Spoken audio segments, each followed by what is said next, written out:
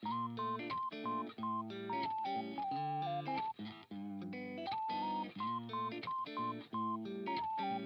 malam hari, di sebuah restoran mewah, seorang pria sudah mempersiapkan segala hal untuk malam ini dan merasa ini semua sudah sempurna. Pria itu bernama Harukaze Reito dan sudah menjadi seorang petualang dari kelas 1 SMA. Butuh waktu bertahun-tahun hingga ia bisa berada di posisi sekarang, dan itu semua demi gadis yang Reito temui bernama Kaori. Ia mulai bekerja keras sehingga ia bisa hidup dengan tenang dan menikah bersama Kaori di masa depan. Kaori selalu mendukung Reito, bahkan saat pertama kali Reito berhasil mengalahkan monster yang kuat. Semenjak itu, Reito sudah memutuskan untuk menabung serta menghasilkan banyak uang, dan pada akhirnya kini membuahkan hasil.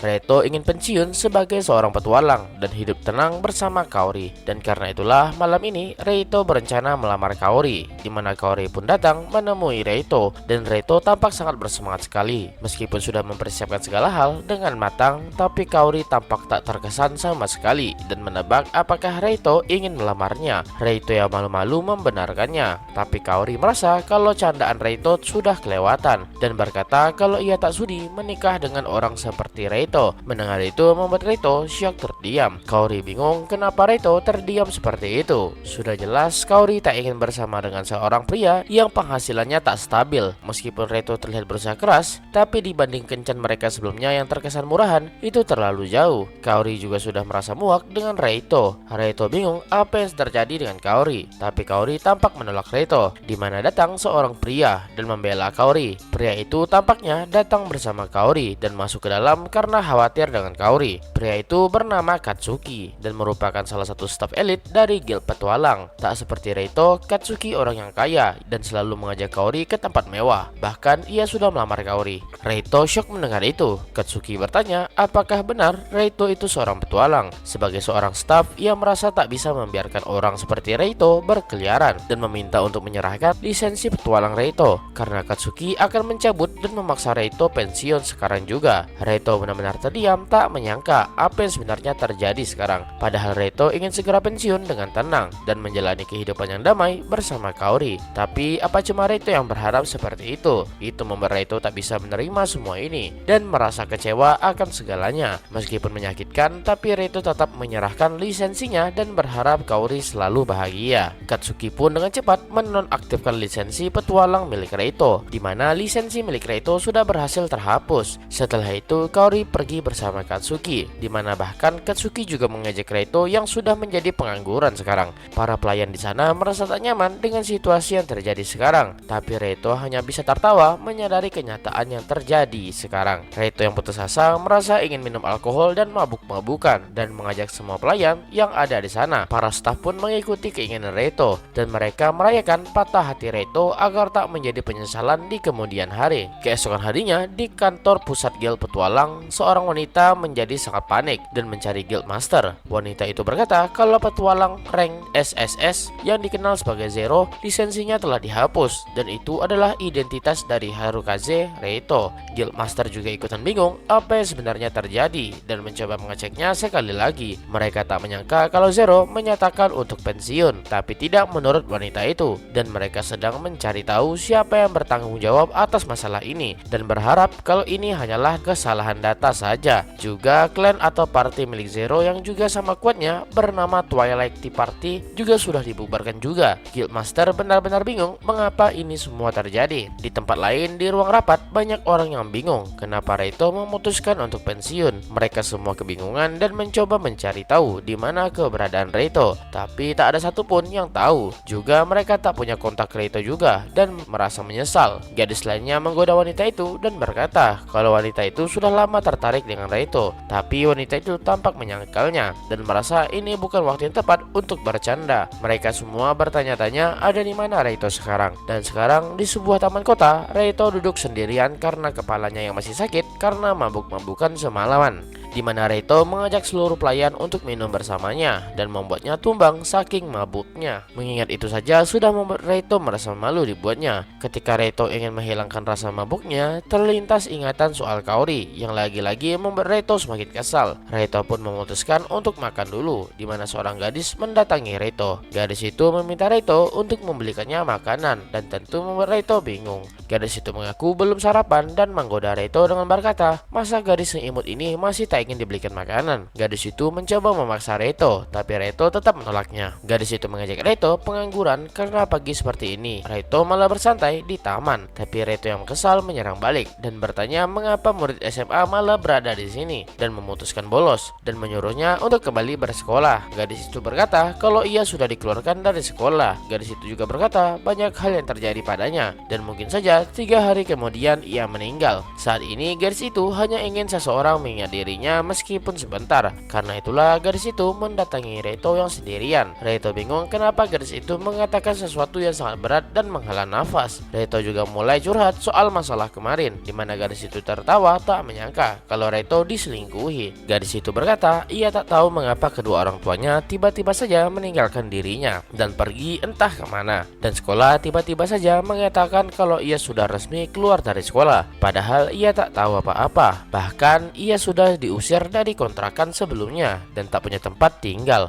Jika ia ingin mencari tempat tinggal, ia butuh izin dari kedua orang tuanya. Bahkan kerja part-time juga membutuhkan izin wali. Karena tak bisa, gadis itu hanya kepikiran untuk menjadi seorang petualang agar ia bisa bertahan hidup. Tapi gadis itu sama sekali tak punya pengalaman untuk hal semacam ini. Karena itulah ia berpikir bisa saja ia mati kapan saja, entah terbunuh monster atau semacamnya. Reito mendengarkan dan menatap gadis itu dan menyadari kalau ekspresi yang diperlihatkan penuh dengan kelelahan. Meskipun tampak ceria, tapi terlihat jelas bahwa wajahnya sangat lelah. Namun Reito menyadari kalau ada tekad untuk berusaha tetap hidup dari matanya. Reito pun menawarkan cup mie miliknya ke gadis itu. Gadis itu tampak enggan karena merasa tak nyaman, tapi Reito beralasan ia sudah tak ingin makan lagi. Gadis itu pun menerimanya meskipun merasa tak nyaman dengan situasinya. Namun gadis itu memakannya dengan lahap hingga membuatnya menangis saking leganya. Meskipun mengaku kalau rasa mie-nya sudah tak enak, tapi entah kenapa membuatnya lega. Tanpa sadar gadis itu menangis dan berkata kalau ia tak ingin mati dan menjadi makanan monster. Reito berkata untuk tak perlu seperti itu dan kembali bersemangat. Setelah gadis itu menghabiskan mie-nya, Reito pun berkata kalau Dungeon Renji tak butuh lisensi petualang, jadi mereka bisa masuk sekarang juga dan tak akan ada bahaya yang bisa membuat gadis itu mati. Reito menyarankan gadis itu mencobanya dari sana dulu dan akan Reito temani. Gadis itu mengira kalau Reito sedang menggodanya dan berkata kalau ia tak menjual dirinya, tapi bukan itu maksud Reito. Ia hanya ingin menolong gadis itu saja dan ini murni keputusan sendiri yang merupakan mantan seorang petualang. Gadis itu pun menerima tawaran Reito dan memperkenalkan namanya bernama Hiragi Karen. Begitu juga sebaliknya. Pada awalnya Reito sudah tak peduli dengan semuanya, tapi karena sudah seperti ini, Reito memutuskan untuk menjaga Karen untuk sementara. Karen saat ini merasa sangat bahagia bisa memakan roti yang seenak ini setelah sekian lama. Memang terkesan mendadak, tapi saat ini Reito dan Karen sedang menuju dungeon tingkat rendah. Bahkan Reito sendiri tak menyangka akan jadi seperti ini, di mana Karen masih saja terlena dengan kelezatan roti yang dibelikan Reito. Reito berkata setelah selesai makan mereka akan berfokus mengumpulkan Magic Stone. Karen mengetahui sedikit soal Magic Stone yang digunakan sebagai pembangkit daya listrik sekarang. Reito membenarkannya karena itulah Magic Stone sangat dibutuhkan. Juga selain itu, jika Magic Stone digunakan ke tubuh mereka, stamina akan meningkat dan dapat menggunakan sihir. Melihat sihir untuk pertama kalinya membuat Karen sangat takjub. Tak lama setelah itu, mereka pun sampai ke tempat tujuan. Karen lagi-lagi dibuat takjub karena baru pertama kalinya melihat dungeon. Dan ini adalah dungeon Rengi dan merupakan dungeon milik guild petualang regional. Ketika masuk ke dalam, Karen bingung karena tampak seperti bangunan biasa, di mana seorang resepsionis datang menyambut mereka. Tapi tampaknya resepsionis itu mengenali Reito. Tapi Reito bingung siapa orang di hadapannya. Karen bertanya di mana Reito, baru teringat kalau orang di hadapannya merupakan teman sekelas Reito waktu SMA dulu. Gadis itu mengajak Reito yang baru saja diputusin Kaori. Gadis itu berkata kalau dialah yang memperkenalkan Kaori dengan pria sebelumnya. Mendengar itu membuat Reito kaget dan kesal karena orang inilah sumber masalahnya. Resepsionis itu juga berkata kalau Kaori itu cantik dan lebih cocok bersama Katsuki. Juga juga lisensi milik Reto juga sudah dicabut. Jadi kenapa datang kemari? Tapi Reto berkata ia lakukan ini bukan hanya mencari uang semata. Resepsionis itu mengira kalau Reto hanya memberikan alasan yang tak jelas dan menjadi kesal. Resepsionis itu dapat sebuah ide di mana ia memasukkan kartu lisensi milik Reto yang sudah tak aktif dan langsung memblokirnya. Jadi Reto tak akan bisa menjadi seorang petualang seumur hidupnya dan menghinanya. Resepsionis itu juga memperingatkan Karen soal Reto dan sebaiknya menjadi seorang PNS saja. Reto benar-benar dibuat kesal dengan sikap resepsionis itu, tapi tampaknya Karen lebih kesal dibanding Reto yang membuat Reto kebingungan. Ketika Karen mulai meledak akan amarahnya, Reto dengan cepat mengalihkan topik, di mana tiba-tiba seorang pegawai yang lebih tinggi mendatangi mereka dan memarahi resepsionis itu karena bukannya bekerja tapi asik ngobrol. Resepsionis itu ketakutan, di mana pegawai senior itu menyuruh resepsionis itu untuk masuk dan akan ia gantikan. Resepsionis senior itu meminta maaf atas apa yang terjadi dan bertanya apa yang bisa ia bantu. Reto menjelaskan kalau Karen ingin menjadi seorang petualang dan Reto akan masuk bersama mendampinginya. Karena itulah mereka butuh izin masuk ke dungeon. Resepsionis senior itu mengerti dan akan memprosesnya. Tapi tampak sekali Karen masih merasa kesal dengan masalah barusan. Reto mengelus Karen dan berterima kasih karena sudah mencoba membelanya. Mendengar itu membuat Karen merasa senang dan tersenyum. Setelah itu akhirnya mereka dapat izin masuk dungeon. Ketika mereka menuju pintu masuk dungeon, Karen bisa melihat berbagai macam petualang dengan perlengkapannya, di mana Karen kebingungan apakah mereka akan masuk begitu saja tanpa perlengkapan. Reto kaget dan mengerti keresahan Karen, tapi tenang saja, Reto memiliki sihir spasial, di mana ia menyimpan semua perlengkapannya di dalam. Reto meminjamkan armor miliknya ke Karen dan menyuruhnya ganti di ruang ganti. Ketika sudah siap, mereka bisa bertemu di tempat ini lagi, dan Karen mengerti, di mana Reto duduk menunggu Karen. Selagi menunggu, Reto mengecek kembali status dungeon ini dan ternyata masih dungeon yang sama dan dengan monster yang sama. Jadi tak ada yang perlu dikhawatirkan. Karena baru pertama kalinya Karen menghadapi monster, Reto memikirkan ide untuk mengajarinya menggunakan pedang. Tapi setelah 20 menit berlalu, Karen masih saja belum muncul. Di mana di ruang ganti wanita, Karen terlihat kebingungan dengan armor milik Reto dan bertanya ke Reto bagaimana cara menggunakannya. Reto mengerti dan meminta maaf karena tak mengajarinya. Tapi yang perlu dilakukan hanyalah menekan tombol di bagian lengannya dan akan diatur secara otomatis, di mana armor itu menyusut dan menyesuaikan dengan bentuk tubuh Karen. Karen kaget karena tampak tak seperti menggunakan armor sama sekali. Karen juga heran, mungkin karena sifatnya yang lentur, ia langsung menyesuaikan dengan bentuk badan meskipun terasa sesak di bagian dada dan juga pinggang. Mendengar itu membuat Reto merasa canggung dibuatnya. Tapi Karen bertanya apakah dirinya aneh. Reto berkata kalau itu tidaklah aneh. Setelah itu semua orang menatap Reto dan Karen karena kagum dengan armor yang Karen gunakan. Tapi itu membuat Karen heran apa yang terjadi. Tiba-tiba seseorang berteriak minta tolong. Tampak sekali ia sedang mencari bantuan medis karena temannya yang terluka. Seorang perawat datang dan bertanya apa yang terjadi. Tampaknya orang itu terjatuh dari tebing ketika sedang melawan monster. Orang itu merasa kesakitan dan tak menyangka kalau akan seberbahaya ini. Ia mendengar kalau bisa mendapatkan banyak uang jika melawan monster di dungeon, tapi tak menyangka akan semengerikan ini. Mendengar itu membuat Karen menjadi sangat ketakutan. Reto berkata untuk tenang saja karena ada tim medis yang selalu siap siaga membantu para petualang. Juga orang itu panik begitu karena baru pertama kalinya ia menghadapi monster. Tapi tetap saja membuat Karen sangat ketakutan hingga membuat dirinya gemetaran. Reto bertanya apakah Karen takut dan Karen mengiyakannya. Itu karena Karen bisa melihatnya secara langsung kalau orang itu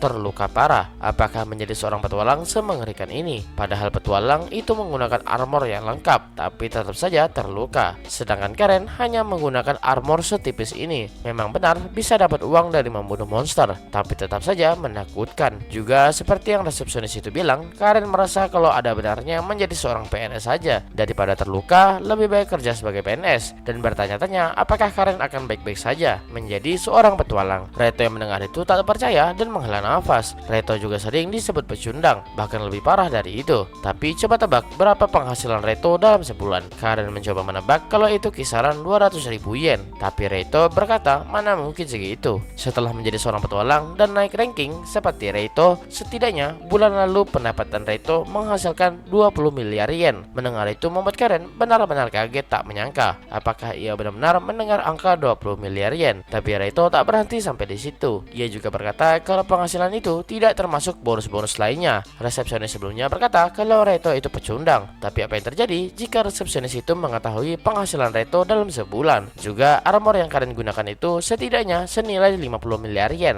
Karen kaget karena tampak tipis dan sangat ringan. Tapi Reito menjelaskan kalau itu ratusan kali lebih kuat dibanding armor sewaan.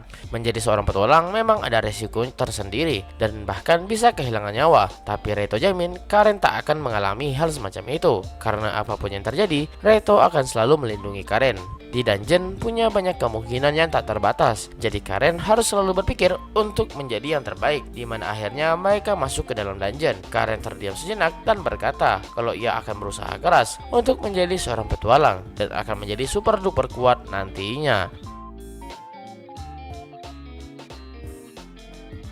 Di dalam dungeon, sebelum mereka memulai berburu, Reito akan meminjamkan senjata miliknya ke Karen. Meski rasa takut masih ada, tapi rasa semangat juga muncul di saat yang bersamaan. Reito menyarankan sebuah pedang yang membuat Karen heran. Ia mengira karena sudah menggunakan armor terbaik, maka Reito akan meminjamkan senjata yang OP juga. Tapi Reito hanya menyerahkan pedang besi biasa. Reito menjelaskan kalau dungeon ini hanya berisikan monster tipe serigala, jadi sebuah pedang sudah cukup untuk melawannya. Tapi tetap saja menyeramkan untuk Karen. Reito berkata di sini mereka bisa melihat dengan jelas, jadi tak perlu takut dengan serangan dadakan. Sembari berjalan, usahakan untuk tetap fokus sekitar, di mana Karen menyadari sebuah bayangan muncul dari kejauhan dan muncul satu ekor serigala. Reito menyuruh Karen mencoba melawannya terlebih dahulu, dan jika terjadi sesuatu yang berbahaya, Reito akan langsung menyelamatkan Karen. Namun Karen masih saja ketakutan. Reito berkata tak ada waktu untuk itu karena serigala itu sudah mulai menyerang. Serigala itu langsung menyerang Karen dengan cepat, yang membuat Karen kaget. Reito menyuruh Karen untuk mencoba menyerang serigala itu. Karen mencoba menyerang, tapi kemampuannya yang masih kurang. Tanpa sadar menutup matanya. Reito berkata untuk jangan mengalihkan pandangan dari lawan, di mana serigala itu kembali menyerang Karen. Meskipun terkena serangan, Karen tak terluka sedikit pun karena armor milik Reito. Tapi pedang yang ia gunakan terlempar. Serigala itu langsung menyerang Karen yang lengah dan tak berdaya. Namun dengan satu tebasan, Reito langsung membunuh serigala itu. Reito sudah mengatakan sebelumnya untuk tenang saja karena ada dirinya yang akan menyelamatkan Karen yang dalam bahaya. Karen benar-benar ketakutan mengira dirinya akan mati, di mana tepat di samping tangan Karen terdapat sebuah magic stone. Ini baru pertama kalinya Karen melihat magic stone secara langsung dan tak menyangka batu sekecil ini bisa menghasilkan uang. Ia teringat perkataan Reito soal menyerap magic stone dapat menggunakan sihir dan bertanya apa benar perkataan Reito sebelumnya karena ia ingin mencoba menyerapnya. Tapi Reito melarangnya karena Karen harus membayar pajak magic stone sebelum menyerapnya atau nanti Karen akan ditangkap. Mendengar itu membuat Karen ketakutan dan kecewa di saat yang bersamaan. Reito menyadari sesuatu dan berkata ke Karen untuk segera bersiap karena serigala datang lagi. Tapi Karen yang belum siap hanya bisa mengikuti perkataan Reito yang menyuruhnya menghindar. Dengan cepat Karen dapat menghindari serangan itu dan langsung berdiri siap melawan. Sekali lagi Reito tekankan untuk jangan mengalihkan pandangan dari lawan. Tunggu di saat yang tepat untuk menyerang, dan jika yakin langsung saja serang. Ketika Karen menemukan celahnya, ia langsung menyerangnya meskipun tetap menutup matanya. Tapi tanpa diduga serangannya mengenai serigala itu dan terlempar. Reito memuji Karen yang berhasil menyerang serigala itu. Namun sayangnya serigala itu masih hidup, jadi Karen harus menyerang seperti itu berkali-kali lagi, dan Karen pun mengerti. Setelah mulai terbiasa, Karen akhirnya berhasil membunuh monster pertamanya. Melihat magic stone yang terjatuh membuat Karen merasa sangat senang karena berhasil mengalahkan monster serigala itu. Reito dengan cepat menghampiri Karen dan memuji Karen serta mengelus kepalanya. Karen tersipu malu dengan sikap Reito barusan dan berkata kalau ia bisa saja dituduh melakukan pelecehan seksual. Tapi untuk Karen sendiri, ia tak mempermasalahkannya jika Reito begitu padanya karena ia sendiri tak pernah dipuji seperti itu sebelumnya. Itu membuat Karen merasa sangat senang. Reito senang mendengarnya jika Karen senang. Setelah itu Reito mengajak Karen untuk kembali berburu monster serigala lainnya, di mana semakin lama Karen semakin terbiasa melawan serigala dan mendapatkan beberapa magic stone. Tapi saat ini Karen menghadapi dua monster sekaligus. Dengan tenang Karen mencoba membaca gerakan musuh, di mana salah satu serigala menyerang dan dengan cepat Karen menebasnya. Sayangnya monster lain juga ikutan menyerang, tapi dengan refleks yang cepat